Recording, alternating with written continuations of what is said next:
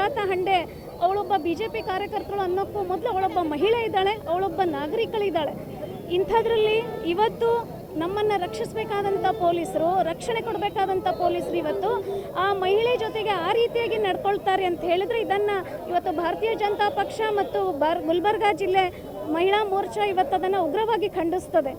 ಇವತ್ತು ದೌರ್ಜನ್ಯ ಎಸಗ್ತಕ್ಕಂಥದ್ದು ಅಷ್ಟೇ ಅಲ್ಲ, ಇವತ್ತು ಸಂವಿಧಾನ ಮತ್ತು ಕಾನೂನಿನ ವ್ಯವಸ್ಥೆ ಅದರ ಜೊತೆಗೆ ಒಬ್ಬ ಮಹಿಳೆಯ ಗೌರವಕ್ಕೆ ನಡೆದಿರ್ತಕ್ಕಂಥ ದಾಳಿ ಇದಾಗಿದೆ.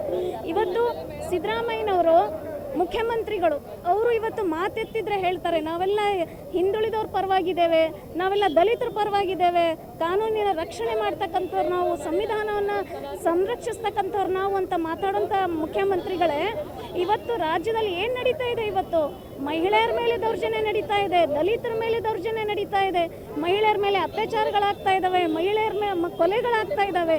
ಇಷ್ಟೆಲ್ಲ ಆದರೂ ಯಾವ ಕ್ರಮ ಜರುಗಿಸ್ತಾ ಇದ್ದೀರಾ? ಯಾವ ರೀತಿ ಆಡಳಿತ ನೀವು ಇವತ್ತು ರಾಜ್ಯದಲ್ಲಿ ಜನರಿಗೆ ಕೊಡ್ತಾ ಇದ್ದೀರಾ ಅನ್ನೋದು ನನ್ನ ಪ್ರಶ್ನೆ ಇದೆ.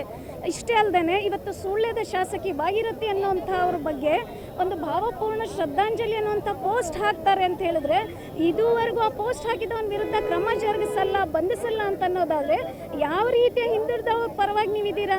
ಯಾವ ರೀತಿಯಾಗಿ ದಲಿತರ ಪರವಾಗಿ ನೀವು ಇವತ್ತು ಆಡಳಿತವನ್ನು ನಡೆಸ್ತಾ ಇದ್ದೀರಾ?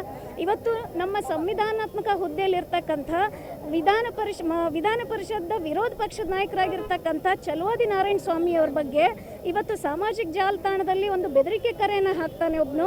ಚೂರಿಯಿಂದ ಇರಿದು ನಿಮ್ಮನ್ನು ಹತ್ಯೆ ಮಾಡ್ತೀವಿ ಅನ್ನೋಂಥ ಬೆದರಿಕೆ ಕರೆ ಬರುತ್ತೆ ಅದರಲ್ಲಿ ಅಂತಂದರೆ ಯಾವ ರೀತಿಯ ಕಾನೂನು ಕ್ರಮ ಜರುಗಿಸಿದ್ದೀರಾ, ಬಂಧಿಸಿದ್ದೀರಾ ನೀವು ಇದುವರೆಗೂ? ಹಾಗಾದರೆ ನೀವು ಯಾವ ದಲಿತರ ಪರವಾಗೂ ಇಲ್ಲ, ಯಾವ ಮಹಿಳೆಯರ ಪರವಾಗೂ ಇಲ್ಲ, ಯಾವ ಹಿಂದುಳಿದವ್ರ ಪರವಾಗೂ ಇಲ್ಲ. ಹಾಗಾದರೆ ನೀವು ರಕ್ಷಣೆ ಯಾರಿಗೋಸ್ಕರ ಯಾರನ್ನು ಮಾಡ್ತಾ ಇದ್ದೀರಾ? ನಿಮಗೋಸ್ಕರ ನಿಮ್ಮ ರಕ್ಷಣೆಗೆ ನೀವು ನಿಂತ್ಕೊಂಡಿದ್ದೀರಾ? ಇವತ್ತು ರಾಜ್ಯದಲ್ಲಿ ಕಾನೂನಿನ ವ್ಯವಸ್ಥೆ ಹದಗೆಟ್ಟಿದೆ. ಇವತ್ತು ಜನರನ್ನ ರಕ್ಷಿಸಬೇಕಾದವರು ಇವತ್ತು ಭಕ್ಷಕರಾಗಿ ಇವತ್ತು ಜನರನ್ನ ನೋಡ್ತಾ ಇದ್ದಾರೆ.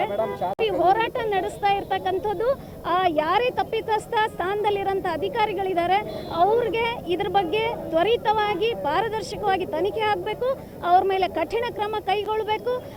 ಇವತ್ತೇನು ನಡೆದಿರ್ತಕ್ಕಂಥ ಸುಜಾತಾ ಹಂಡೆ ಅನ್ನೋಂಥ ಮಹಿಳೆ ದೌರ್ಜನ್ಯ ಏನಿದೆ ಇದೇ ಕೊನೆ ಆಗಬೇಕು. ಇನ್ನು ಮುಂದೆ ಯಾವುದೇ ಮಹಿಳೆಗಿಂತ ದೌರ್ಜನ್ಯ ನಡೀತಕ್ಕಂಥ ಯಾವುದೇ ಕೃತ್ಯ ನಡೀಬಾರ್ದು ನಮ್ಮ ರಾಜ್ಯದಲ್ಲಿ.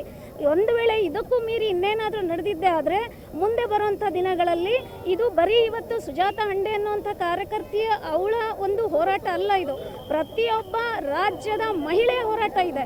ಆವಾಗ ಮುಂದೆ ಬರೋಂಥ ದಿನಗಳಲ್ಲಿ ಪ್ರತಿಯೊಬ್ಬ ಮಹಿಳೆ ಇವರಿಗೆ ಮಹಿಳಾ ಶಕ್ತಿ ಏನು ಅನ್ನೋದನ್ನು ತೋರಿಸ್ಕೊಡ್ತಾರೆ.